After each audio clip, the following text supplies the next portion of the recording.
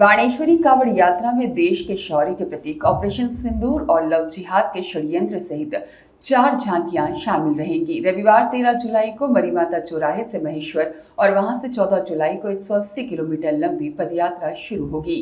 मालवांचल की सबसे बड़ी बाणेश्वरी कावड़ यात्रा इस बार देश के शौर्य के प्रतीक ऑपरेशन सिंदूर, विधर्मियों द्वारा सनातन संस्कृति को आघात पहुंचाने वाले लव जिहादियों से समाज को सजग करने, मध्य प्रदेश के मुख्यमंत्री डॉक्टर मोहन यादव द्वारा तीर्थ स्थलों पर की गई शराबबंदी और लाडली बहनों और बेटियों के हित में बनाई गई विभिन्न कल्याणकारी योजनाओं पर आधारित आकर्षक एवं मनोहारी झांकियों के साथ देवी अहिल्या की राजधानी रही महेश्वर नगरी से सोमवार 14 जुलाई को करीब 5000 कावड़ यात्रियों के साथ महाकाल का अभिषेक करने के लिए प्रारंभ होगी।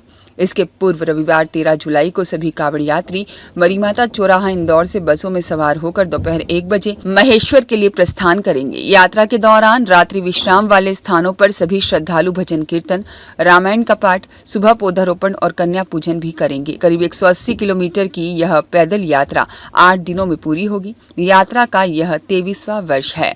यात्रा संयोजक एवं विधायक गोलू शुक्ला ने पत्रकारों को उक्त जानकारी देते हुए बताया कि यात्रा के साथ हमेशा की तरह 3 आकर्षक झांकियां भी चलेंगी। इनमें पहली झांकी भगवान विष्णु द्वारा समुद्र मंथन के पूर्व राक्षसों द्वारा विषधारी वसुक नाग को भेजने और उसे गरुड़ भगवान द्वारा बंदी बनाने की स्थिति में भगवान भोलेनाथ द्वारा छुड़ाने के दृश्यों का मनोहारी चित्रांकन किया गया है। इस नाग को भगवान समुद्र मंथन में शामिल कर राक्षसों की योजना को विफल बना देते हैं।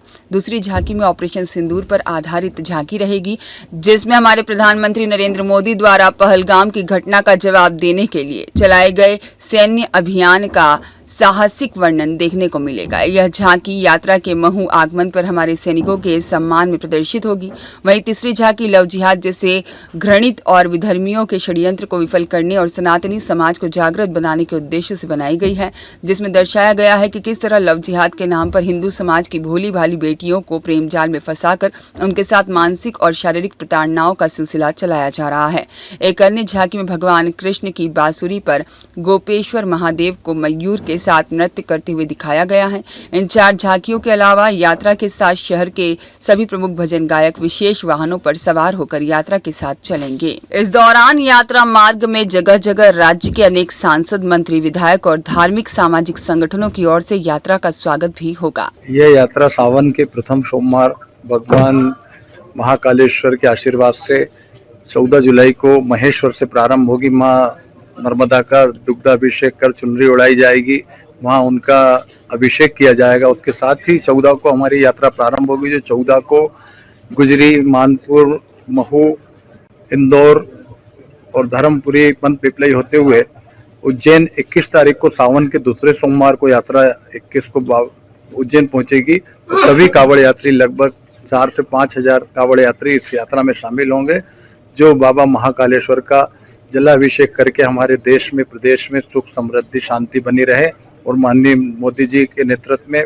माननीय मोहन यादव जी के नेतृत्व में हमारा देश विश्व गुरु बनने की ओर बढ़े, यही हमारी कामना रहेगी। इस बार कुछ खास भी रखा गया है, ऑपरेशन सिंदूर की झांकियां हैं। ऑपरेशन सिंदूर सैनिकों के सम्मान में भी एक झांकी बनाई गई है, जिसमें सैनिक, हमारे जो सैनिकों के प्रति हमारा समर्पण भाव की, जो हमारी रक्षा के लिए हमेशा से बॉर्डर पर तैनात रहते हैं, उनने जो पराक्रम किया है, उनके सम्मान में भी। ब्यूरो रिपोर्ट, सत्याग्रह न्यूज, मध्य प्रदेश।